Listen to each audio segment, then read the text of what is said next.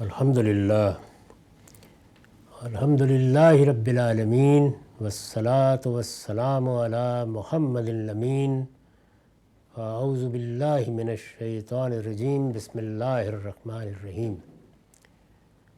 خواتین و حضرات، ہم سورہ توبہ کی آیت 3 سے درس کی ابتدا کر رہے ہیں۔ اس سورہ کے تعارف میں یہ بتایا جا چکا ہے کہ یہ اللہ تعالیٰ کے عذاب کے ظہور کی سورہ ہے۔ اس سے پیچھے سورہ انفال ہے۔ یہ بتا دیا گیا تھا کہ اس عذاب کے لیے اس سورہ میں تیاری کی ہدایات کی گئی ہیں۔ اللہ تعالیٰ نے چونکہ یہ فیصلہ کر دیا تھا کہ پچھلی قوموں پر جو عذاب فرشتوں کے ذریعے سے آئے وہ قریش پر اس ذریعے سے نہیں آئے گا، بلکہ صحابہ کرام کی تلواروں سے آئے گا۔ اس کو آگے جا کے اسی سورہ میں اللہ تعالیٰ خود واضح فرما دیں گے، یعنی یہ بتا دیا جائے گا کہ یہ فیصلہ کیوں کیا گیا اور اس کے نتائج و عواقب کیا ہیں۔ میں اس کا خلاصہ سے پہلے بیان کر چکا ہوں کہ اللہ تعالیٰ نے جب یہ دیکھا کہ اس کے پیغمبروں پر ایمان لانے والوں کی تعداد 2 4 10 20 سے زیادہ نہیں ہے، انہیں کسی دوسری جگہ پر کوئی دارالہجرت بھی میسر نہیں ہوا اور ان کے ساتھیوں کو سیاسی اقتدار بھی حاصل نہیں ہو سکا، تو پھر قوموں کا فیصلہ آسمان سے صادر ہوا، فرشتوں کے ذریعے سے اسے نافذ کر دیا گیا۔ لیکن رسول اللہ صلی اللہ علیہ وسلم کے معاملے میں یہ نہیں ہوا۔ نہ صرف یہ کہ ایک دارالہجرت میسر ہو گیا، صحابہ کرام معتدب تعداد میں وہاں منتقل ہونا شروع ہو گئے، وہاں کے اپنے لوگوں کی تائید و حمایت بھی حاصل ہو گئی اور ایک طرح کا سیاسی نظم بھی یثرب میں قائم ہو گیا۔ چنانچہ یہ فیصلہ کیا گیا کہ اب یہ تمہاری تلواروں سے، یعنی صحابہ کرام کی تلواروں سے عذاب سے دوچار ہوں گے۔ اس کی ابتدا اس طریقے سے کی گئی کہ جو معاہدات ہو چکے تھے، سب سے پہلے ان کے بارے میں یہ فیصلہ سنایا گیا کہ وہ اب ختم کیے جا رہے ہیں، تمام معاہدات ختم ہیں، اس کے بعد کوئی معاہدات ہوں گے بھی نہیں، اور سب لوگوں کو یہ بتا دیا گیا کہ 4 مہینے کی مہلت ہے۔ فَسِیحُوا فِی الْأَرْضِ 4 اشہر۔ اس میں ہر شخص اپنی قسمت کا، اپنی تقدیر کا فیصلہ کر سکتا تھا۔ اسے اس سرزمین کو چھوڑ کر جانا ہے تو چلا جاتا، ایمان قبول کرنا ہے تو ایمان قبول کر لیتا۔ فَسِیحُوا فِی الْأَرْضِ 4 اشہر۔ 4 مہینے کے بعد یہ بتا دیا گیا کہ دار و گیر شروع ہو جائے گی۔ اللہ نے فیصلہ کر لیا ہے کہ وہ اب منکرین کو، پیغمبر کا انکار کرنے والوں کو رسوا کر دے گا۔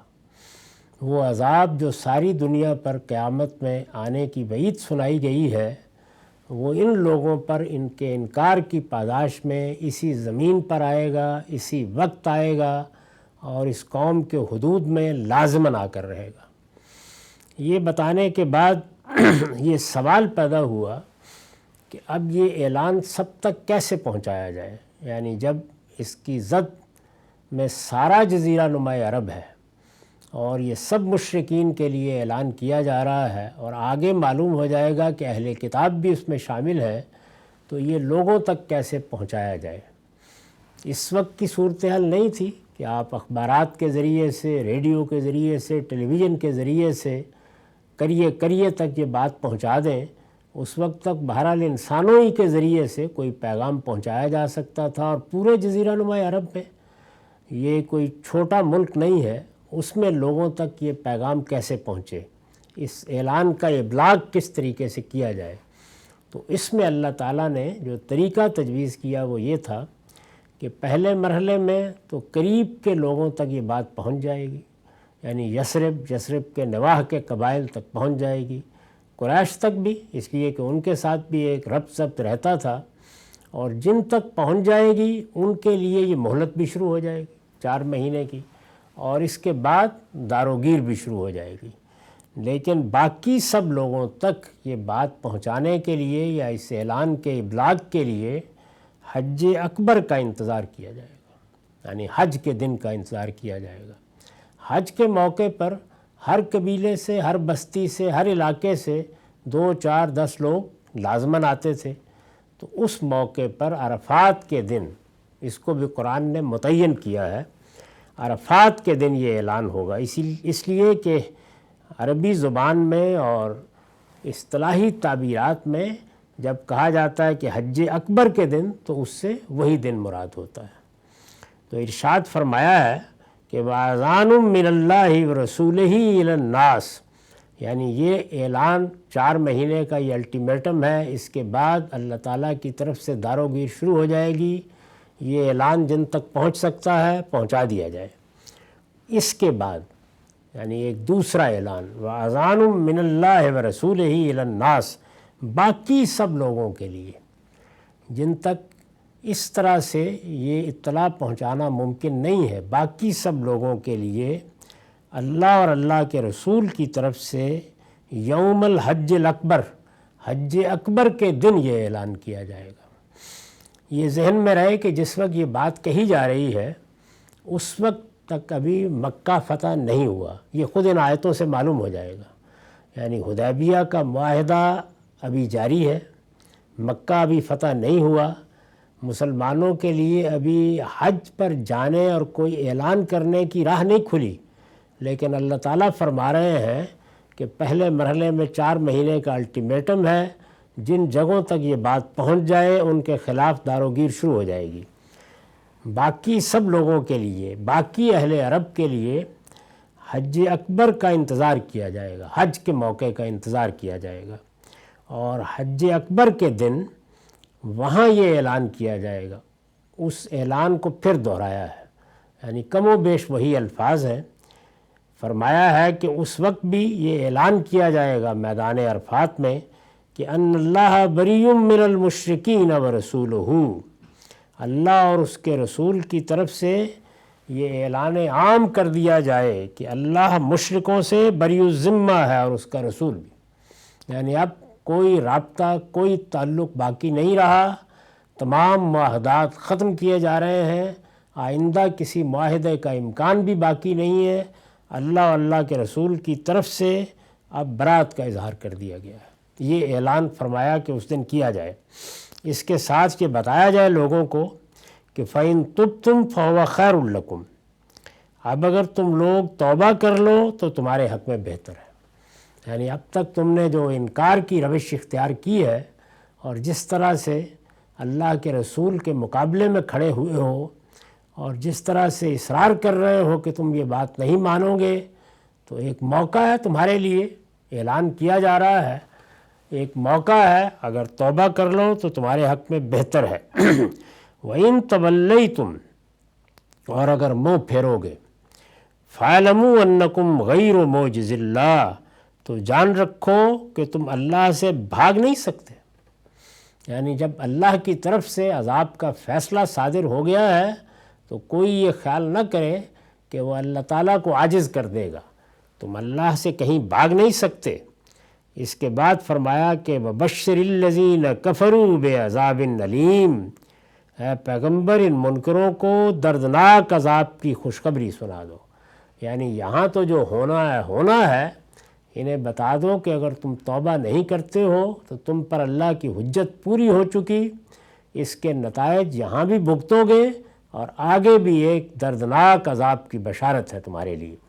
یہ جو بشارت کا لفظ استعمال کیا جاتا ہے تو یہ در حقیقت تعریض کے اسلوب میں اختیار کیا جاتا ہے، یعنی ہونا تو یہ تھا کہ تمہارے لیے خوشخبری ہوتی اور پیغمبر تمہیں خوشخبری دینے آئے تھے، لیکن جب تم نے جنت کی خوشخبری کو قبول نہیں کیا تو اب عذاب کی خوشخبری قبول کرو۔ یہ اسلوب ہوتا ہے جب یہ بشر کا لفظ آتا ہے، تو بشر الذین کفروا بعذاب علیم، اے پیغمبر ان منکروں کو دردناک عذاب کی خوشخبری سنا دو۔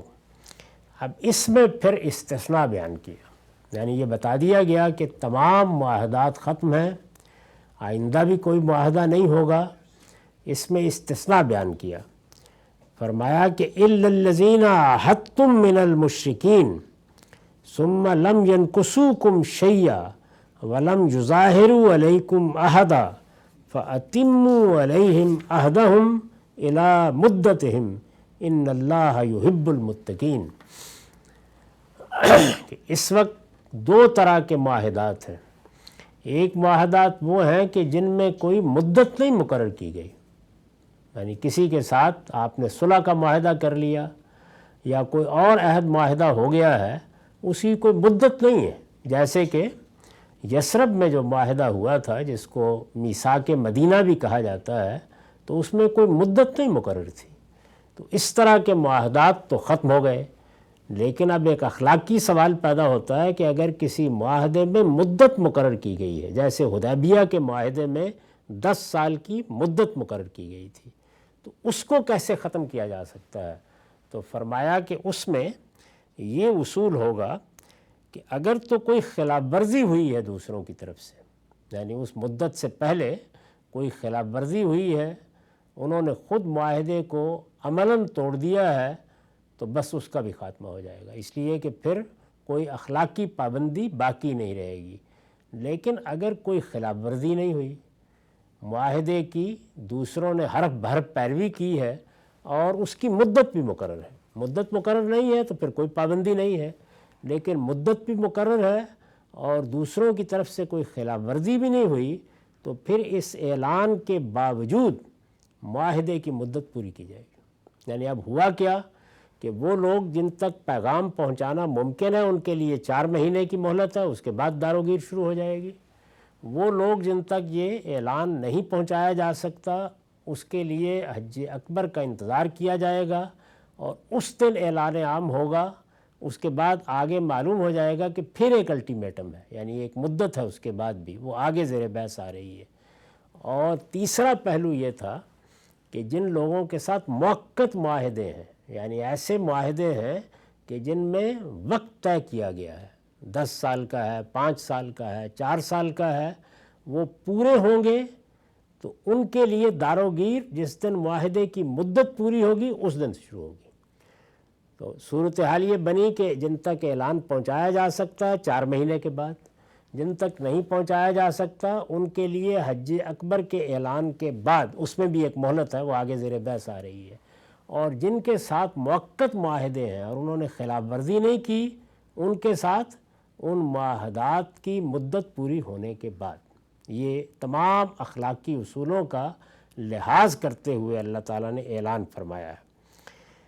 یہ جو کہا ہے کہ 4 مہینے کی مہلت ہے، اس کے بعد اللہ تعالیٰ کی طرف سے داروگیر شروع ہوگی، پھر اس کے بعد بڑے حج کا دن آئے گا، پھر اعلان کیا جائے گا۔ تو میں نے یہ لکھا ہے، مطلب یہ ہے کہ 4 ماہ کی جو مہلت اوپر دی گئی ہے اس کے گزر جانے کے بعد ان لوگوں کے خلاف اقدامات کی ابتدا کر دی جائے جن تک اعلان برات کی اطلاع پہنچانا ممکن ہو۔ یہ پہلے لوگ ہوئے۔ اس کے بعد حج کے دن کا انتظار کیا جائے۔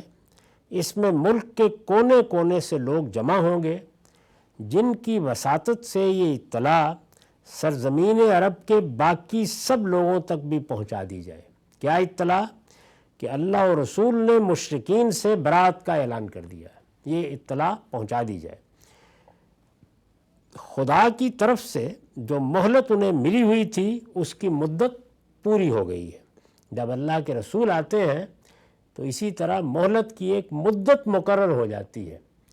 وہ مہلت کی مدت ہم میں سے ہر ایک کے لیے مقرر ہے، اسی کو موت کی مدت کہا جاتا ہے۔ ہر ایک کو اللہ نے جتنی مہلت دینی ہے وہ طے ہے کہ کن حالات میں، کس طرح کی صورتحال میں، کب اس کی مہلت ختم ہوگی، اور اللہ کے فرشتے اس کو حاضر کر دیں گے۔ لیکن رسولوں کی قوموں کے لیے یہ اس طرح ختم ہوتی ہے۔ تو فرمایا کہ خدا کی طرف سے جو مہلت انہیں ملی ہوئی تھی اس کی مدت پوری ہو گئی ہے، وہ اب عذاب کی زد میں ہے۔ چنانچہ تمام معاہدات ختم کر دیے گئے ہیں اور آئندہ بھی ان کے ساتھ کسی معاہدے کا امکان باقی نہیں رہا۔ یعنی اب یہاں سرزمین عرب میں اس کی گنجائش نہیں رہی کہ کہ دوسری قوموں کے ساتھ کوئی معاہدہ کر کے بھی رہا جا سکتا ہے۔ اس میں ضمناً یہ بشارت بھی ہے کہ ان قریب وہ موقع آنے والا ہے جب مسلمان حج بھی کریں گے، یعنی اس وقت تک تو ابھی حج کرنے کا راستہ ہی نہیں کھلا، ابھی حدیبیہ کا معاہدہ ہے۔ اللہ تعالیٰ فرما رہے ہیں کہ حج اکبر کے دن اعلان کیا جائے، تو گویا اس میں یہ بشارت بھی چھپی ہوئی ہے کہ مسلمان حج بھی کریں گے اور منکرین پر ایسا غلبہ بھی حاصل کر لیں گے کہ حج کے موقع پر اس طرح کا اعلان کر سکیں۔ یہ صورتحال پیدا ہو جائے گی، یہ الفاظ میں تو بیان نہیں ہوئی، لیکن یہ کہ اس کے اندر یہ بالکل نمایاں ہے کہ یہ سب ہو جائے گا۔ روایتوں سے معلوم ہوتا ہے کہ مسلمان 9 ہجری میں اس حج سے سعادت اندوز ہوئے، یعنی اب کیا ہوا اس کے بعد 4 مہینے کی مدت گزری، اس میں داروگیر شروع ہونے کے لیے اللہ تعالیٰ نے جو الٹیمیٹم دیا تھا، اسی دوران میں قریش نے ایک احمقانہ حرکت یہ کی کہ معاہدہ حدیبیہ کی خلاف ورزی کر دی، اور جب معاہدہ حدیبیہ کی خلاف ورزی کی اور احساس ہوا کہ کیا کر بیٹھے ہیں، تو پھر یہ معلوم ہے کہ ابو سفیان آئے اور انہوں نے پوری کوشش کی کہ معاہدہ بحال کر دیا جائے، لیکن یہاں یہ بتا دیا گیا تھا کہ اب اس کی کوئی گنجائش نہیں ہے، تو رسول اللہ صلی اللہ علیہ وسلم نے انکار کر دیا۔ چنانچہ مکہ فتح ہو گیا، اور اس کے بعد وہ 9 ہجری 8 میں فتح ہوا، اور 9 ہجری میں حج اکبر کا وہ موقع آ گیا جس میں پھر یہ اعلان کیا گیا۔ تو آپ کہہ سکتے ہیں کہ یہ کم و بیش کوئی 1.5 سال کا عرصہ ہے جس میں یہ سب معاملات پایہ تکمیل کو پہنچے۔ روایتوں سے معلوم ہوتا ہے کہ مسلمان 9 ہجری میں اس حج سے، یعنی یہ حج جس کے بارے میں یہ کہا گیا تھا کہ اس میں عرفات کے دن یہ اعلان کیا جائے گا تاکہ سارے عرب کے لوگوں تک بات پہنچ جائے، یہ حج سیدنا ابو بکر صدیق رضی اللہ عنہ کی عمارت میں کیا گیا۔ اس میں خود رسول اللہ صلی اللہ علیہ وسلم تشریف نہیں لے گئے تھے، بلکہ ابو بکر صدیق رضی اللہ عنہ کو امیر الحج بنایا گیا تھا، اور مسلمان ان کی قیادت میں حج کرنے گئے تھے، اور رسول اللہ صلی اللہ علیہ وسلم کی ہدایت کے مطابق علی رضی اللہ عنہ نے قرآن کی یہ آیتیں لوگوں کو پڑھ کر سنائیں۔ یہ بات بھی روایتوں سے معلوم ہوتی ہے، اس کے میں نے کچھ حوالے نیچے دے دیے ہیں، کہ سیدنا علی کو بعد میں بھیجا گیا تھا، یعنی پہلے مسلمان حج کے لیے چلے گئے تھے، سیدنا ابو بکر صدیق کی قیادت میں چلے گئے تھے۔ یہ عرب کی روایات سے معلوم ہوتا ہے کہ معاہدات ختم کرنے کا اعلان بالعموم کسی قریبی عزیز کی طرف سے کیا جاتا تھا، یعنی جو سردار قبیلہ ہے یا وہ خود اعلان کرے یا کسی قریبی عزیز کی طرف سے اعلان کرایا جائے، تبھی اس کو مانا جاتا تھا یا سمجھا جاتا تھا۔ تو اس کا لحاظ کرتے ہوئے علی رضی اللہ عنہ کو پیچھے بھیجا گیا۔ رسول اللہ صلی اللہ علیہ وسلم کی ہدایت کے مطابق علی رضی اللہ عنہ نے قرآن کی یہ آیتیں لوگوں کو پڑھ کر سنائی، یعنی اعلان کا طریقہ کیا اختیار کیا گیا، یہ آیتیں سورہ توبہ کا یہ ابتدائی شذرہ یہ پڑھ کر سنا دیا گیا، جس سے پورے عرب کے مشرکین تک اطلاع پہنچانے کا اہتمام کر دیا گیا۔ یہ حج اکبر کے دن اعلان ہوا، اور اس طرح دوسری ایک مہلت شروع ہوئی۔ اب ہم یہ دیکھ رہے تھے کہ اس میں پھر استثناء یہ بیان کیا گیا کہ وہ لوگ جن کے ساتھ کوئی معاہدہ مدت کے ساتھ ہوا ہے، تو اس معاہدے کو توڑنے کا کوئی اخلاقی حق نہیں ہے۔ آپ نے طے کیا تھا کہ 5 سال کا ہے، 10 سال کا ہے، اس میں پھر اللہ تعالیٰ نے یہ مزید ہدایت فرمائی کہ معاہدے کی اگر کوئی خلاف ورزی نہیں ہوئی تو ان کے لیے یہ مہلت معاہدے کی مدت تک بڑھ گئی، آپ سے آپ بڑھ گئی، یعنی جیسے ان لوگوں کے لیے 4 مہینے کے بعد داروگیر نہیں ہوگی جن تک اعلان نہیں پہنچا، اسی طرح ان کے خلاف بھی داروگیر نہیں ہوگی جب تک کہ معاہدے کی مدت پوری نہیں ہو جاتی، لیکن شرط یہ ہے کہ ان کی طرف سے معاہدے کی خلاف ورزی نہ ہوئی ہو۔ اس پر میں نے لکھا ہے، یہ ان معاہدوں کا بیان ہے جو مذکورہ اعلان سے مستثنیٰ تھے۔ ترجمہ پھر سن لیجئے، وہ مشرکین البتہ اس اعلان برات سے مستثنیٰ ہیں جن سے تم نے معاہدہ کیا، پھر اس کو پورا کرنے میں انہوں نے تمہارے ساتھ کوئی کمی نہیں کی، اور نہ تمہارے خلاف کسی کی مدد کی ہے، سو ان کا معاہدہ ان سے ان کی مدت تک پورا کرو، اس لیے کہ اللہ ان لوگوں کو پسند کرتا ہے جو بدعہدی سے بچنے والے ہوں۔ یہ پوری بات تھی۔ اس پر میں نے لکھا ہے کہ یہ ان معاہدوں کا بیان ہے جو مذکورہ اعلان سے مستثنیٰ تھے۔ مدعا یہ ہے کہ غیر موقت معاہدے، یعنی جن کا کوئی وقت طے نہیں ہے، وہ غیر موقت معاہدے ہوں گے۔ مدعا یہ ہے کہ غیر موقت معاہدے تو مہلت کی مدت گزر جانے کے فوراً بعد ختم ہو جائیں گے۔ یعنی اگر کسی سے غیر موقت معاہدہ تھا اور وہ اس علاقے میں تھا جہاں تک 4 مہینے کے الٹیمیٹم کا اعلان پہنچایا جا سکتا ہے، تو وہ معاہدات 4 مہینے کے بعد خود بخود ختم ہو جائیں گے۔ اسی طرح وہ معاہدے بھی ختم ہو جائیں گے جو اگرچہ موقت تھے، یعنی وقت تو تھا ان میں، مگر فریق ثانی کی طرف سے ان کی خلاف ورزی ہو چکی ہے۔ وہ معاہدے کہ جو اگرچہ وقت کی قید کے ساتھ کیے گئے، مدت ان کی طے تھی، لیکن فریق ثانی نے خلاف ورزی کر دی ہے، اور اب ظاہر ہے کہ اخلاقی ذمہ داری ختم ہو گئی۔ آپ چاہیں تو برقرار رکھیں، چاہیں تو اب ان کو بھی ختم کر دیں۔ اسی طرح وہ معاہدے بھی ختم ہو جائیں گے جو اگرچہ موقت تھے، مگر فریق ثانی کی طرف سے ان کی خلاف ورزی ہو چکی ہے۔ لیکن ایسے موقت معاہدے، یعنی وقت کی قید کے ساتھ کیے گئے معاہدے، لیکن ایسے موقت معاہدے جن کی کوئی خلاف ورزی نہیں ہوئی، انہیں ختم نہیں کیا جائے گا، بلکہ قراردادہ مدت تک برقرار رکھا جائے گا، یعنی انہیں پورا کیا جائے گا۔ مدت گزر جانے کے بعد البتہ وہ بھی کل عدم ہوں گے، یعنی جیسے ہی مدت گزری تو اب آگے کوئی معاہدہ بڑھایا نہیں جائے گا، اس دن وہ ختم ہو جائیں گے، اور جن مشرکین سے کیے گئے تھے ان کی داروگیر بھی اسی طرح شروع ہو جائے گی جس طرح کہ حکم دیا گیا ہے۔ یہ پوری بات تھی جس کے تحت اللہ تعالیٰ نے فرمایا کہ اب داروگیر کا اعلان کر دیا جائے۔ یہ داروگیر کا اعلان میں عرض کر چکا کہ اللہ کا عذاب تھا جس کی ابتدا ہوئی، پھر وہ اپنے آخری انجام تک پہنچا۔ اسی کی تیاری کے لیے سورہ انفال میں تمام ضروری ہدایات دی گئی تھیں۔ اب وہ سوال سامنے آیا کہ 3 صورتیں بن گئی تھیں، یعنی 4 مہینے کا الٹیمیٹم جن کو دیا گیا تھا، وہ تو 4 مہینے جس دن یہ سورہ نازل ہوئی، پڑھ کر سنا دی گئی، شروع ہو گئے، ان تک بات پہنچا دی گئی۔ اس کے بعد 4 مہینے کی مدت پوری ہو جائے گی، اب داروگیر شروع ہو جائے گی۔ وہ لوگ کہ جن کے معاہدے موقت ہیں اور انہوں نے کوئی خلاف ورزی نہیں کی، وہ پہلے سے طے ہے کہ مدت کب ختم ہونی ہے، جس دن وہ ختم ہوگی اس دن ان کے خلاف اقدام ہوگا۔ اس طرح ان کے لیے بھی گویا اس معاہدے کی جو مدت باقی ہے اتنی مہلت موجود ہے۔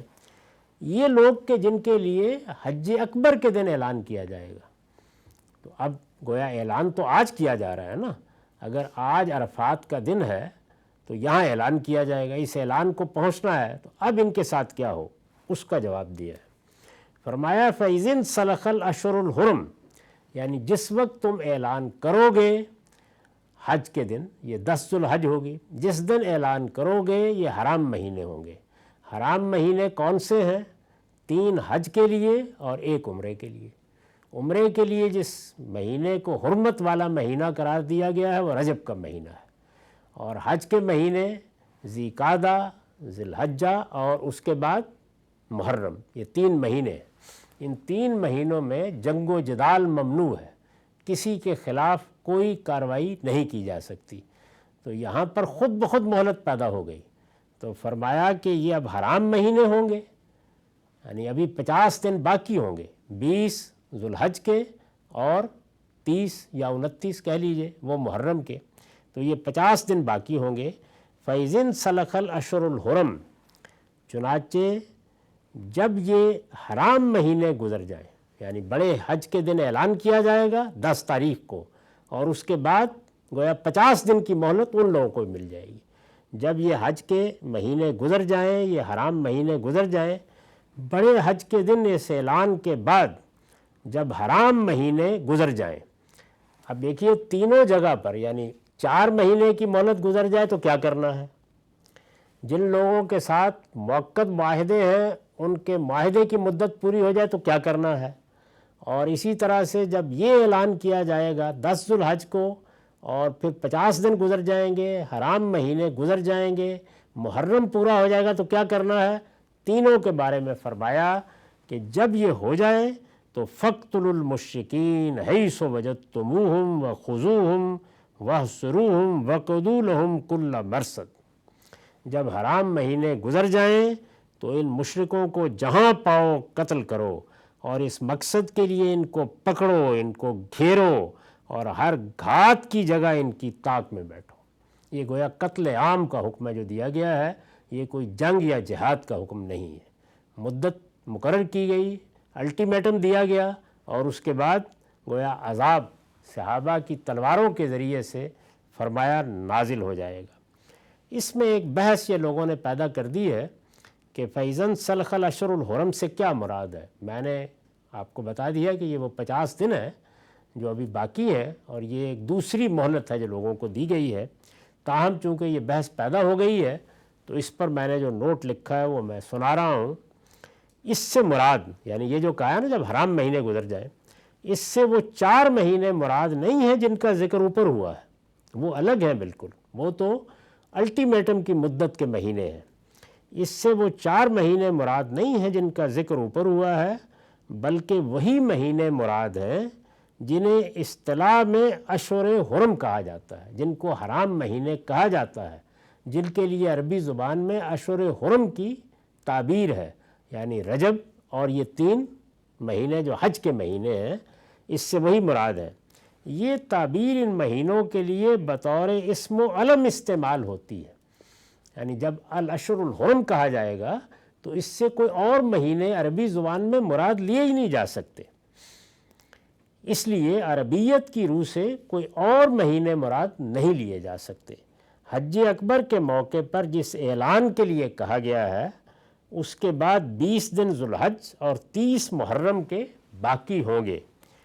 یہ انہی کے بارے میں فرمایا ہے کہ ان دنوں میں چونکہ جنگ و جدال ممنوع ہے، اس لیے یہ جب گزر جائیں تو اس اعلان کے نتیجے میں جن لوگوں کے خلاف کارروائی کی ضرورت ہو ان کے خلاف کارروائی کا آغاز کیا جائے، اس سے پہلے کوئی کارروائی نہ کی جائے۔ یعنی اعلان تو 10 ذو الحج کو ہو جائے گا، لیکن کارروائی کے لیے 50 دن کی مزید مہلت ہوگی۔ ذو الحج اور محرم کے 50 دنوں کے لیے یہ تعبیر، یعنی ایک بحث یہ پیدا ہوئی ہے کہ اس میں تو کہا نا حرام مہینے، تو یہ جمع کی تعبیر ہے، تو یہ 50 دنوں کے لیے کیسے موضوع ہوگی؟ اس کا جواب دیا میں نے کہ ذو الحج اور محرم کے 50 دنوں کے لیے یہ تعبیر بالکل اسی طرح اختیار کی گئی ہے جس طرح ہم اپنی زبان میں بعض اوقات نومبر یا دسمبر کے مہینے میں کہتے ہیں کہ یہ سال گزر جائے تو فلاں کام کیا جائے گا، یعنی اس میں اصل میں ذہن میں پورا سال ہوتا ہے پیچھے سے۔ تو یہ حرام مہینے بھی چلے آ رہے ہیں تو فرمایا کہ جب یہ گزر جائیں، کب گزریں گے؟ یہ محرم کی 30 کو گزر جائیں گے۔ اس کے بعد اللہ تعالیٰ کی طرف سے اس اعلان کے مطابق کارروائی شروع ہو جائے گی۔ تو میں نے یہ عرض کیا کہ یہ جو سورہ توبہ ہے یہ اللہ کے عذاب کی سورہ ہے، اس میں جو احکام دیے گئے ہیں یہ اس عذاب کے ظہور کے احکام ہیں، یہ الہی دینونت کا ظہور ہے، یہ سنت الہی کے مطابق ہوا ہے، یہ اسی طرح ہوا ہے جس طرح قوم نوح پر عذاب آیا، عاد پر آیا، سمود پر آیا۔ فرق صرف یہ ہے کہ وہ عذاب آسمان سے آئے، فرشتوں کے ذریعے سے آئے، اس میں صحابہ کرام کو حکم دیا گیا کہ وہ اس عذاب کو ان پر نازل کر دیں۔ اس لیے یہ کوئی قتال یا جہاد کا حکم نہیں ہے بلکہ قتل عام کا حکم ہے۔ اس میں الفاظ یہ نہیں ہے کہ فقاتل المشرکین، اس میں کہا گیا فقتل المشرکین، یعنی یہاں کوئی سوال نہیں ہے، کوئی لڑنے آیا ہے تب بھی، نہیں لڑنے آیا تب بھی۔ جہاد اور قتال وہ کمبیٹنٹس کے ساتھ ہوتا ہے، لڑنے والوں کے ساتھ ہوتا ہے۔ یہاں پر سب کے لیے اعلان کیا جا رہا ہے کہ فَاقْتُلُوا الْمُشْرِكِينَ حَيْثُ وَجَدتُّمُوهُمْ، ان مشرکوں کو جہاں پاؤ قتل کرو، وَخُذُوهُمْ وَاحْصُرُوهُمْ، اور اس مقصد کے لیے ان کو پکڑو، ان کو گھیرو، اور ہر گھات کی جگہ ان کی طاق میں بیٹھو، یعنی باقاعدہ گھات لگا کر خاتمہ کر دیا جائے ان کا۔ اس کے بعد بتایا ہے کہ اب اگر یہ اس دار و گیر سے بچنا چاہتے ہیں تو آخر میں پھر اللہ تعالیٰ نے گویا رحمت فرمائی اور یہ کہا ہے کہ جس وقت تلوار ان کی گردنوں تک پہنچ جائے اس وقت بھی فَإِن تَابُوا وَأَقَامُوا الصَّلَاةَ وَآتَوُا الزَّكَاةَ فَخَلُّوا سَبِيلَهُمْ إِنَّ اللَّهَ غَفُورٌ رَحِيمٌ۔ اس کی وضاحت ہم اگلی نشست میں کریں گے۔ اقول قولی ھذا واستغفر اللہ لی ولکم ولسائر المسلمین۔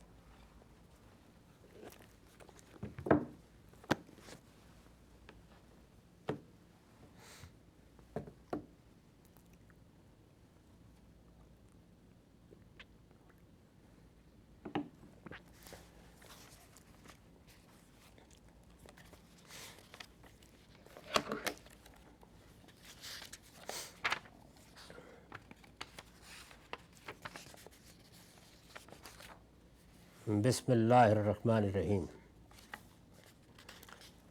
ان عبداللہ ابن الحارث حدثہ انہ مر وصاحب لہ بایمن وفتیۃ من قریش قد حلوا عذرہم فجعلوها مخاریق یجتلدون بها وهم عراة۔ قال عبداللہ فلما مررنا بهم قالوا ان هؤلاء قسیسین فدعوهم ثم ان رسول اللہ صلی اللہ علیہ وسلم خرج علیہم فلما ابصروه تبددوا فرجع رسول اللہ صلی اللہ علیہ وسلم مغضبا حتى دخل وكنت انا وراء الحجرة فسمعته يقول سبحان اللہ لا من اللہ استحیوا ولا من رسول استتروا وام ایمن عنده تقول استغفر لهم یا رسول اللہ۔ قال عبداللہ فبلاین ما استغفر لهم قال عبداللہ وسمعته انا من ہارون۔ یہ روایت مسند احمد سے لی گئی ہے، اس کا رقم ہے 17369۔ عبداللہ بن حارث رضی اللہ عنہ بیان کرتے ہیں کہ ایک مرتبہ وہ اپنے ایک دوست کے ساتھ ایمن اور قریش کے کچھ نوجوانوں کے پاس سے گزرے۔ یہ ایمن کون ہے؟ ایمن بن عبید الحبشی پورا نام ہے، نبی صلی اللہ علیہ وسلم کی آزاد کردہ لونڈی ام ایمن کے بیٹے تھے۔ یہ ان کا ذکر آگے آ رہا ہے اور یہی ان کے بیٹے ہیں جن کی وجہ سے وہ ام ایمن کہلاتی تھی، یعنی ایمن کی ماں کہلاتی تھی۔ تو یہ کہتے ہیں کہ ایک مرتبہ وہ اپنے ایک دوست کے ساتھ ایمن اور قریش کے کچھ نوجوانوں کے پاس گزرے، یعنی قریش کے کچھ نوجوان تھے اور ان میں ایمن بھی تھے، ام ایمن کے بیٹے ایمن بھی تھے۔ ان سب نوجوانوں نے، لڑکوں نے اپنے تہمت اتار کر ان کے گولے بنا لیے تھے۔ دیہات میں جیسے عام طور پر لوگ کرتے ہیں، تہمت اتارے اور اتار کر ان کے لپیٹ کے گولے بنا لیے تھے اور ان سے کھیلتے ہوئے ایک دوسرے کو مار رہے تھے، چنانچہ بالکل برہنہ تھے، یعنی نوجوان لڑکے تھے، تہمت اتارے، گولے بنائے، کھیلنا شروع کر دیا اور بالکل برہنہ ہو گئے۔ عبداللہ کہتے ہیں کہ ہم جب ان کے پاس سے گزرے تو وہ ایک دوسرے سے کہنے لگے، یعنی اب صحابہ کرام دو چار پاس سے گزرے تو صحابہ کرام ایمان لانے کے بعد اللہ کی طرف متوجہ ہو چکے تھے، زندگیوں میں بڑی تبدیلی آ گئی تھی، اس طرح کے کھیل کود لہو و لعب سے بھی زیادہ تر اجتناب ہی کرتے تھے، لغویات میں شامل ہونا تو بالکل ہی الگ ہے۔ تو انہوں نے دیکھا لڑکوں نے کہ یہ صحابہ کچھ گزر رہے ہیں پاس سے، تو تبصرہ کیا ایک ان کے اوپر۔ جب ہم ان کے پاس سے گزرے تو وہ ایک دوسرے سے کہنے لگے، یعنی وہ لڑکے جو برہنہ کھیل رہے تھے اور انہوں نے اپنے تہمت اتار کر ان کے گولے بنائے ہوئے تھے، انہیں چھوڑو یہ تو پادری ہیں، یعنی انہوں نے صحابہ کرام پر یہ تبصرہ کیا کہ یہ لوگ تو اب بالکل پادری ہو چکے ہوئے ہیں، ان کو اب دنیا سے، کھیل کود سے کیا دلچسپی ہے، مطلب یہ کہ ان کی پرواہ نہ کرو، گزر رہے ہیں تو گزر رہے ہیں۔ اس پر میں نے لکھا ہے مطلب یہ ہے کہ اسی طرح کے مذہبی لوگ ہیں جیسے مسیحیوں کے ہاں ہوتے ہیں، جیسے ان کے ہاں پادری ہوتے ہیں، اسی طرح یہ ہیں۔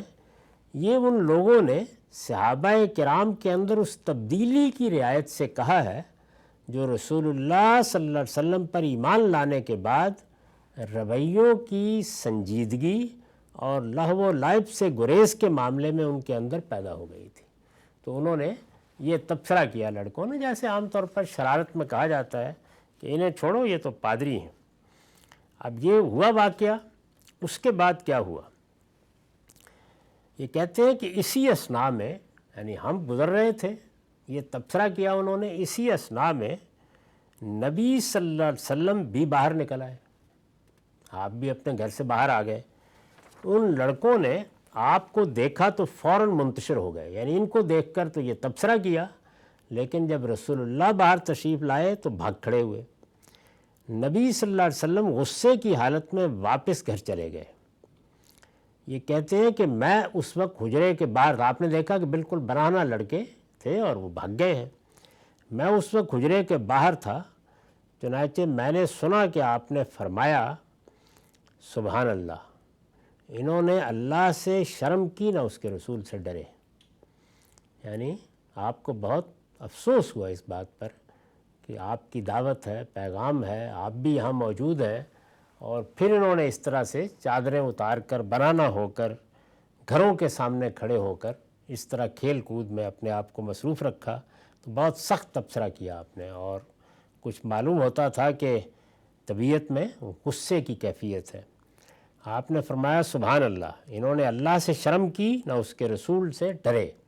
اب ظاہر ہے کہ ان لڑکوں کے معاملے میں یہ تبصرہ، اور یہ تبصرہ اللہ کے رسول کی طرف سے، سب لوگ اس سے خوفزدہ ہوئے کہ اب معلوم نہیں کیا شکل ہوگی۔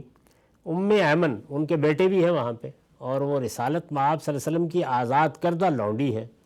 ایمن اس موقع پر آپ کے پاس کھڑی ہوئی کہہ رہی تھیں یا رسول اللہ ان کے لیے مغفرت کی دعا کیجیے۔ تو انہوں نے فوراً یہ درخواست کی کہ اب گویا غصہ بھی کچھ کم ہو جائے، اور یہ آپ کی زبان سے سخت الفاظ نکلے ہیں، ایسا نہ ہو کہ ان بچوں کے ساتھ اللہ تعالیٰ کی طرف سے کوئی معاملہ ہو۔ تو انہوں نے درخواست کی کہ مغفرت کی دعا کیجیے۔ عبداللہ کہتے ہیں لیکن ان کی طرف سے بہت کوشش کے بعد بھی آپ نے ان کے لیے یہ دعا نہیں فرمائی، یعنی اس قدر آپ کو اس میں غصہ آیا۔ میں نے لکھا اس سے اندازہ کیا جا سکتا ہے کہ سر عام اس طرح کی برہنگی کو آپ نے کس قدر ناپسند فرمایا۔ وہ آپ اس وقت اس کے لیے آمادہ نہیں ہوئے، یہ ہو سکتا ہے کہ بعد میں عنایت فرمائی ہو، دعا بھی کر دی ہو، لیکن اس وقت آپ نے ایمن کے اصرار کے باوجود بھی ان کی بات پر بالکل کوئی توجہ نہیں کی، اور اسی طریقے سے یہ فرماتے رہے کہ سبحان اللہ، انہوں نے اللہ سے شرم کی نہ اس کے رسول سے ڈرے۔ وآخر دعوانا الحمدللہ رب العالمین۔ اب 10 منٹ کا وقفہ ہے، اس کے بعد سوالوں کی۔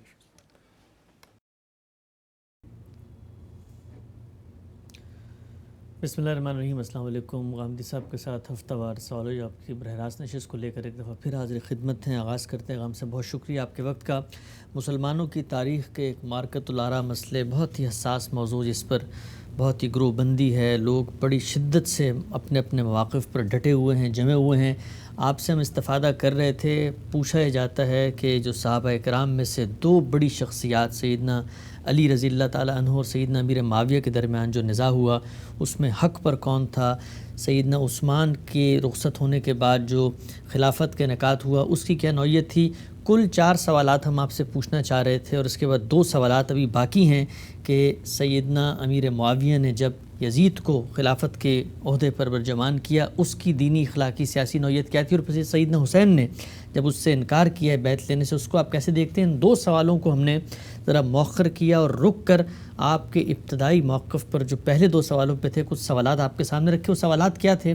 وہ سوالات یہ تھے کہ جو آپ بہت ہی اصرار سے کہتے ہیں کہ دین نے تو طریقہ جو بیان کیا ہے وہ تو امرہم شورا بینہم کے تحت ہے۔ ہم نے آپ سے پوچھا تھا کہ یہ رسول اللہ صلی اللہ علیہ وسلم کے عہد میں یہ اصول کہاں نظر آتا ہے؟ صحابہ کرام میں سے جو خلفائے راشدین پہلے مقرر ہوئے، ان کے انتقال اقتدار کے وقت یہ اصول کیسے کار فرما تھا، اس کو بیان کیجیے گا۔ ایک اور سوال میں آج شامل کر کے چاہوں گا کہ پچھلی گفتگو سے آپ اس بات کو جوڑ دیں۔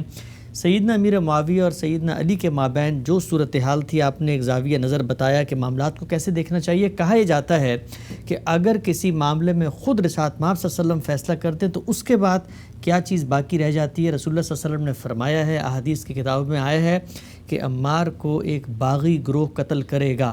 ہم یہ جانتے ہیں کہ عمار بن یاسر نے جب جنگ میں شامل ہوئے تو کس نے ان کو قتل کیا، تو اس روایت کی بنیاد پر جب بات بالکل واضح ہے تو پھر یہ بحث باقی کیسے رہ جاتی ہے کہ سیدنا امیر معاویہ کے اقدام کی نوعیت کیا تھی؟ آغاز کیجئے گا اور بتائیے گا کہ رسول اللہ صلی اللہ علیہ وسلم کے دنیا سے رخصت ہو جانے کے بعد قرآن مجید کے اس اصول پر کیسے عمل ہوا تھا؟ میں اس سوال کے جواب میں یہ بات تو عرض کر چکا کہ خود رسالت مآب صلی اللہ علیہ وسلم نے جمہوری اصول کی کیسے ہمیشہ رعایت فرمائی۔ میں نے یہ عرض کر دیا تھا کہ اگرچہ اللہ کے پیغمبر کی حیثیت سے آپ اس کے پابند نہیں تھے، اللہ تعالیٰ کا جو کچھ دین آپ کو دیا گیا تھا وہ آپ کو لوگوں کو پہنچانا تھا، اس کا تعلق حق و باطل سے تھا، اس لیے وہاں ظاہر ہے کہ کسی کی بات ماننے کا بھی کوئی سوال نہیں تھا۔ لیکن سیاسی معاملات میں، تدابیر میں یہ بات میں نے واضح کر دی تھی کہ خود رسول اللہ صلی اللہ علیہ وسلم نے بھی ہمیشہ یہ چیز ملحوظ رکھی کہ اکثریت کی رائے کی پیروی کی جائے، اسی کے مطابق فیصلے کیے جائے۔ چنانچہ ہم یہاں تک پہنچ گئے تھے کہ جب آپ نے دیکھا کہ اب آپ دنیا سے رخصت ہونے والے ہیں تو اس موقع پر انصار اور مہاجرین قریش دونوں کو بلا کر اپنے بعد انتقال اقتدار کے بارے میں یہ فیصلہ سنا دیا کہ دو جماعتیں ہیں اس وقت۔ انصار کی جماعت ہے، انصار کی جماعت کو مدینے میں بہت اثر و رسوخ حاصل تھا، انہی کے رہنما تھے جنہوں نے رسالت مآب صلی اللہ علیہ وسلم کو دعوت دی تھی، انہی کی دعوت پر آپ تشریف لائے تھے۔ اگر یہ ریاست، جس کو آپ ریاست مدینہ بھی کہتے ہیں، اگر یہ مدینہ ہی کے حدود میں ہوتی اور رسول اللہ صلی اللہ علیہ وسلم دنیا سے جاتے تو انصاری اس کے حقدار تھے کہ اقتدار ان کو منتقل کر دیا جاتا، اسی اصول پر کہ امرہم شورا بینہم۔ لیکن فتح مکہ کے بعد سیاسی صورتحال میں بہت بڑی تبدیلی آ گئی، یعنی اب یہ ریاست مدینہ کے حدود تک نہیں رہی، اب یہ یثرب سے 100-200 کلومیٹر کے فاصلے تک بھی نہیں رہی، پورا جزیرہ نماء عرب اس کے حدود میں شامل ہو گیا۔ اور یہ بھی معلوم ہے کہ اگرچہ لوگ زیادہ تر مفتوح ہوئے تھے لیکن اللہ تعالیٰ کی عنایت سے یدخلون فی دین اللہ افواجا کی صورت پیدا ہو گئی، یعنی بہت بڑی تعداد میں لوگ مسلمان ہو گئے۔ اور قرآن مجید یہ اعلان کر چکا تھا کہ جب لوگ اسلام قبول کر لیں تو فاخوانکم فی الدین، پھر ان کے سیاسی حقوق میں کوئی فرق نہیں کیا جا سکتا۔ تو اس سیاسی تبدیلی کو، یعنی سیاسی صورتحال کی تبدیلی کو پیش نظر رکھتے ہوئے جو دو جماعتیں اس وقت موجود تھیں، ایک انصار کی جماعت، دوسری مہاجرین قریش کی، رسالت مآب صلی اللہ علیہ وسلم نے امرہم شورا بینہم کے اصول کی پیروی میں یہ اعلان فرما دیا کہ میرے بعد اقتدار مہاجرین قریش کی جماعت کو منتقل ہو جائے گا۔ ٹھیک۔ اور میں نے یہ بتایا تھا کہ اس کے لیے جو آپ نے الفاظ فرمائے ان میں پوری دلیل بیان کی ہے، اور یہ ہمارے ہاں حدیث کی مستند ترین کتابوں میں نقل ہوا ہے کہ یہ فرمایا تھا کہ میں یہ فیصلہ کس بنیاد پر کر رہا ہوں اور آپ ہی کے لیے یہ فیصلہ کرنا کیوں ضروری تھا۔ میں یہ بھی عرض کر چکا کہ زمانہ وہ تھا کہ اس میں آپ انتخابات تو نہیں کرا سکتے تھے، اگر آپ کے فوراً بعد نزاعات پیدا ہو جاتے تو کیا صورت بنتی اس کا اندازہ ہی کیا جا سکتا ہے، کیونکہ جب یہ ہوئے سیدنا عثمان کی شہادت کے موقع پر تو پھر کیا ہوا اسی پر ہم گفتگو کر رہے ہیں۔ تو جو کچھ آپ نے فرمایا اس کے بالکل مطابق ہی معاملات ہونا تھے، لیکن پھر وہ حادثہ ہو گیا کہ جیسے ہی لوگوں کو یہ معلوم ہوا کہ رسول اللہ صلی اللہ علیہ وسلم دنیا سے رخصت ہو گئے ہیں تو جس اندیشے کو سامنے رکھ کر یہ بات کہی گئی تھی وہ ظاہر ہو گیا، اور وہ ظاہر ہو گیا، اس طرح ظاہر ہو گیا کہ سقیفہ بنی ساعدہ میں اچانک اطلاع ملی کہ انصار بیٹھے ہوئے ہیں، ان کے بڑے بڑے رہنما بھی وہاں موجود ہیں، خاص طور پر سعد بن عبادہ رضی اللہ عنہ، جن کی بڑی خدمات ہیں غیر معمولی، جن کی حیثیت بھی بہت غیر معمولی تھی۔ مدینہ میں وہ ایک متمول ترین آدمی تھے، ان کے بارے میں بیان کیا جاتا ہے کہ ہر شام اعلان ہوتا تھا کہ جس آدمی کو کھانا چاہیے ہو، جس کو کہیں سونا ہو، وہ آ جائے، یعنی اس طرح کی شخصیت تھی ان کی، اور لوگوں کی نگاہیں ان کی طرف پڑھ سکتی تھیں، تو وہاں سقیفہ بنی ساعدہ میں انصار موجود ہیں، اور یہ گفتگو ہونا شروع ہو گئی ہے کہ اب اقتدار انصار کو منتقل ہونا چاہیے، یعنی انصار ہی نے مہاجرین قریش کو پناہ دی تھی۔ یہ میں عرض کر چکا کہ رسالت مآب صلی اللہ علیہ وسلم کافی عرصہ پہلے، یعنی اندازہ ہوتا ہے کہ وفات سے کوئی 1-1.5 سال پہلے یہ فرما چکے تھے، یہ ہدایت آپ نے کر دی تھی۔ تو جب یہ اطلاعات ملی تو آپ دیکھیے کہ میں تاریخ میں جو اخبار احاد ہوتی ہیں جن میں عام طور پر اختلافات ہوتے ہیں ان کو کبھی موضوع نہیں بناتا۔ یہ وہ تاریخ ہے کہ جو آپ کسی بھی کتاب کو اٹھائیں گے تو آپ کو مل جائے گی۔ جب یہ اطلاع ملی اور سیدنا ابو بکر صدیق کو، سیدنا عمر کو، بعد میں ابو عبیدہ بن الجراح بھی شامل ہو گئے، ان بزرگوں کو جب یہ اطلاع ملی تو اندازہ ہوا کہ یہ تو ایک بڑا فساد پیدا ہو جائے گا اس کے نتیجے میں۔ تو یہ فوراً وہاں پہنچے، اور وہاں پر جو تقریریں ہوئیں، ظاہر ہے کہ ان سب کو میں اس وقت نہیں سناؤں گا آپ کو، تاہم سیدنا ابو بکر صدیق نے اس موقع پر جو تقریر کی اس میں انہوں نے سعد بن عبادہ کو خطاب کر کے یہ پوچھا ہے کہ کیا آپ کو یاد نہیں کہ یہ فیصلہ رسول اللہ فرما چکے ہیں؟ اچھا، یعنی اسی کا حوالہ دیا انہوں نے، وہ پوری بات بیان کی کہ میرے بعد رسول اللہ صلی اللہ علیہ وسلم نے یہ فرمایا تھا کہ اقتدار مہاجرین قریش کو منتقل ہوگا، الائمۃ من قریش۔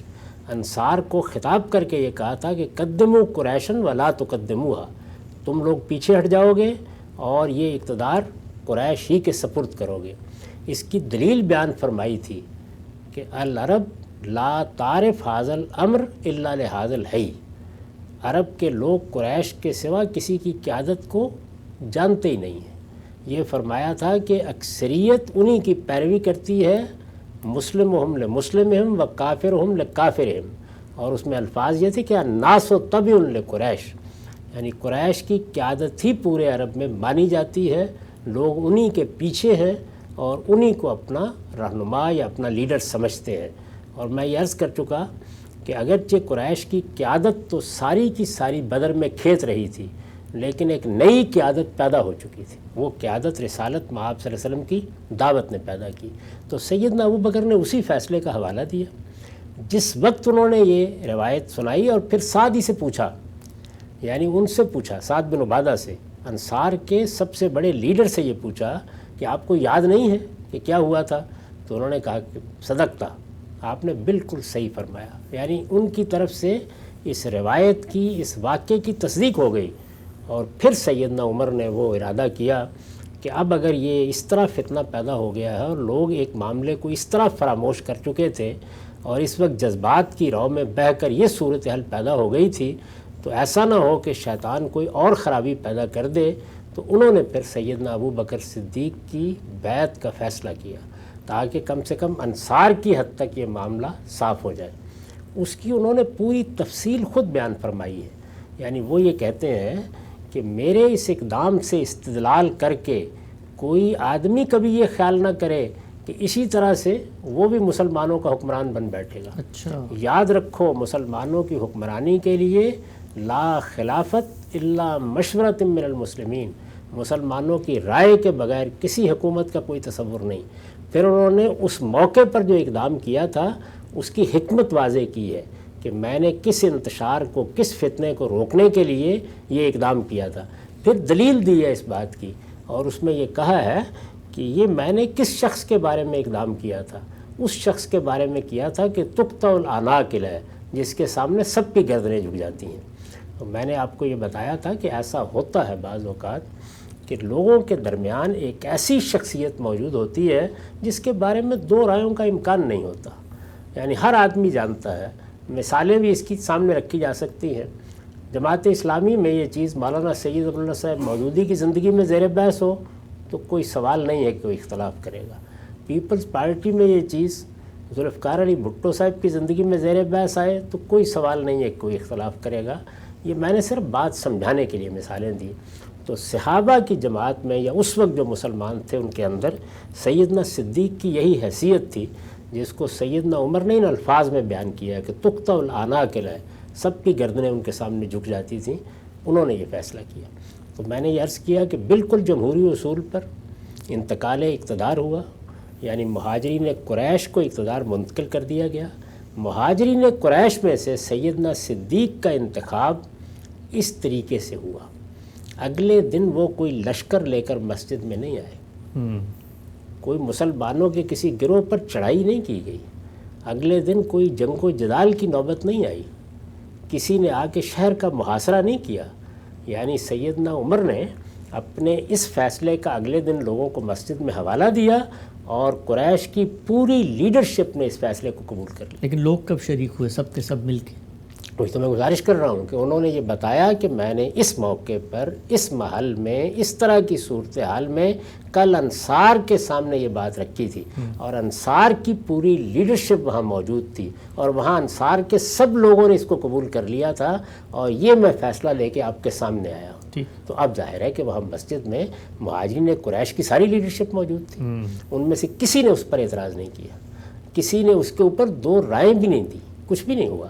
اور اگر کسی نے یہ کہا بھی کہ ہمیں بلا لیا ہوتا یا انتظار کر لیا ہوتا تو وہ بھی کوئی اختلاف کرنے کے لیے نہیں کہا. اور اصول جمہوریت کا ہے, یعنی اکثریت نے اس بات کو اگر قبول کر لیا ہے بغیر کسی تردد کے تو ظاہر ہے کہ امرہم شورا بینہم کا امتثال امر ہو گیا ہر لحاظ سے. تو یہ میں گزارش کر رہا تھا اور یہ بتانے کے لیے گزارش کر رہا تھا کہ ٹھیک اسی طرح ہوا. یعنی قبائلی معاشرے میں آپ اسی طرح اس اصول کی پیروی کریں گے. یہ بات کہ امرہم شورا بینہم ہوگا, اس کا مطلب کیا ہے؟ بندوق فیصلہ نہیں کرے گی, تلوار فیصلہ نہیں کرے گی, کسی کے خصوصی استحقاق کی بنیاد پر, کسی کے تعلق کی بنیاد پر, کسی کے خاندان کی بنیاد پر فیصلہ نہیں ہوگا, بلکہ لوگوں کی بنیاد پر فیصلہ ہوگا. وہ اپنی رائے سے فیصلہ کریں گے. لوگوں کی رائے کیسے لینی ہے؟ آج کے زمانے میں آپ نے 10 طریقے ایجاد کر لیے ہیں, اس زمانے میں یہ طریقہ کیوں اختیار کیا گیا کہ مدینہ میں لوگ اور قریش کی لیڈرشپ مطمئن ہو گئی ہے تو بس کافی ہے, کیوں اختیار کیا گیا؟ اب اس کو سمجھنا چاہیے. جی معاف کیجیے.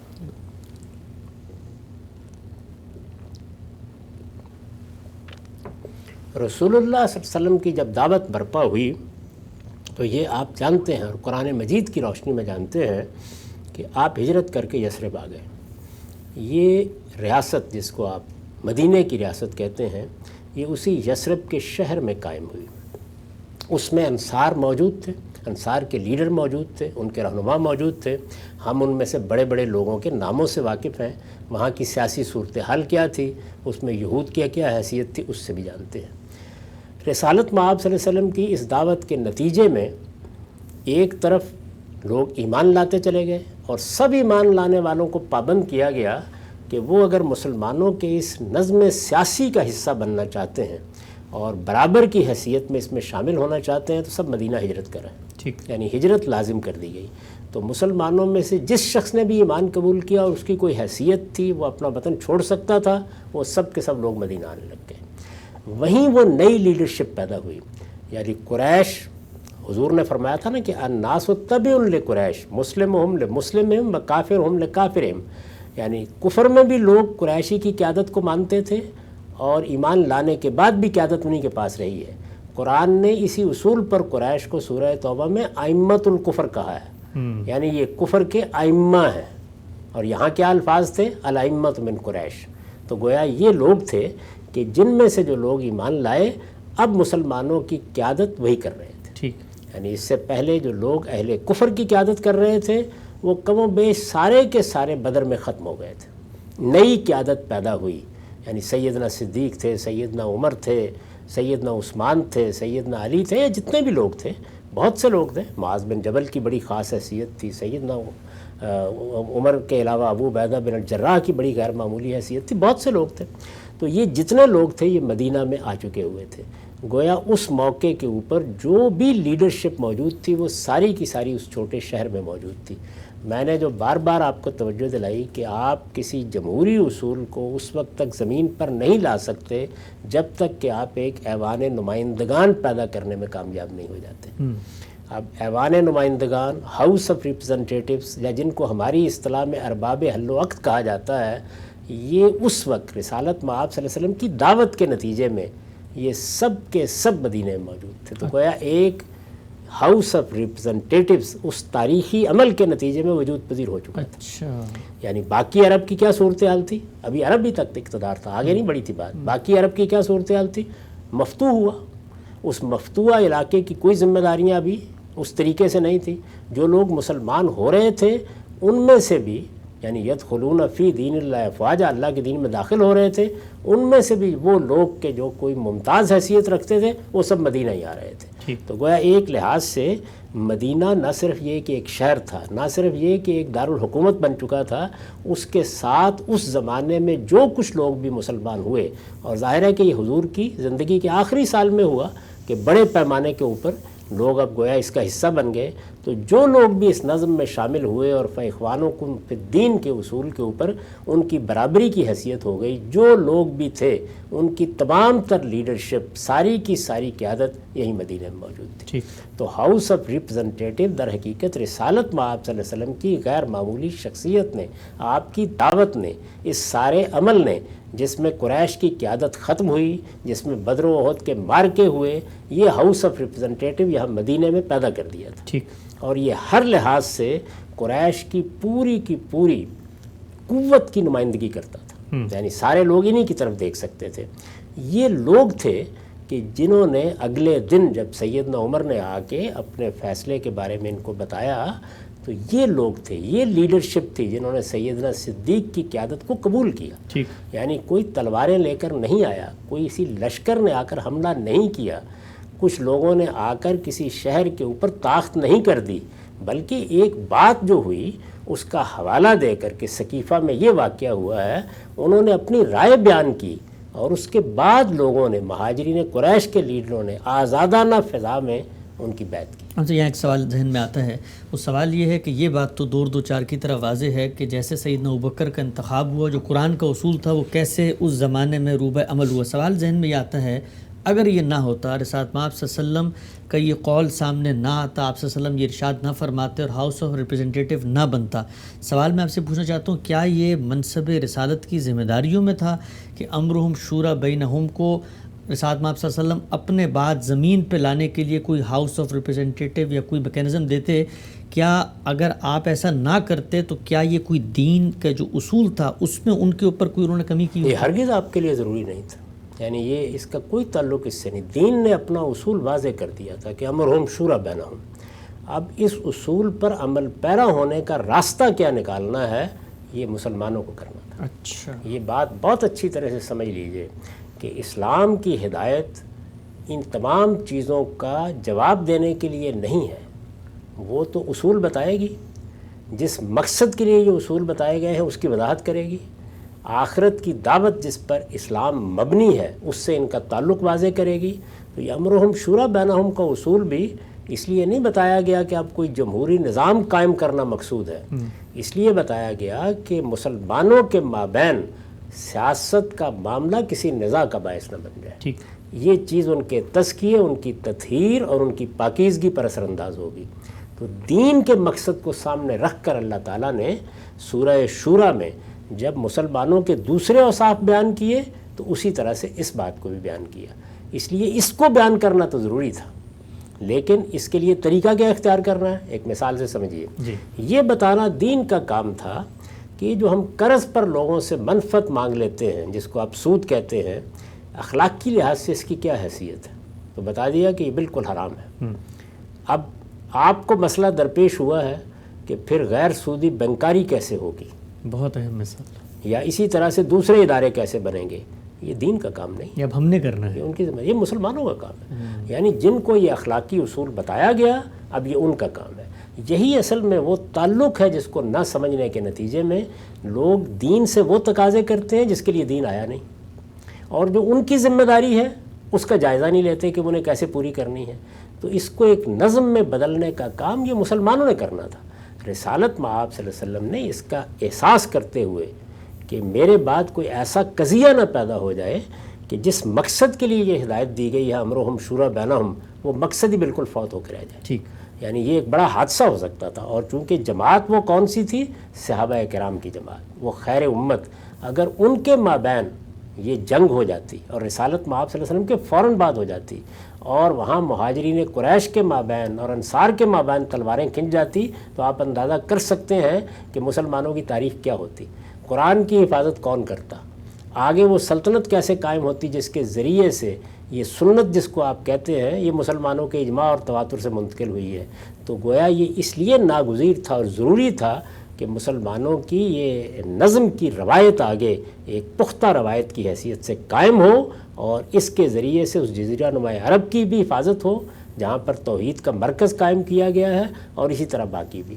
تو اللہ تعالیٰ نے جو ذمہ داری مسلمانوں کو انجام دینی تھی اس کے بعد میں اپنے پیغمبر کے ذریعے سے یہ رہنمائی فرمائی، یہ عنایت تھی، کوئی ضروری نہیں۔ ہم سب آخری سوال آج کی نشست کا، پہلے خلیفہ کے حوالے سے دین کا یہ اصول کیسے روبہ عمل ہوا؟ جمہوری جو اصول تھا کہ شورا کی بنیاد پر فیصلہ ہوگا، ہم شورا بین۔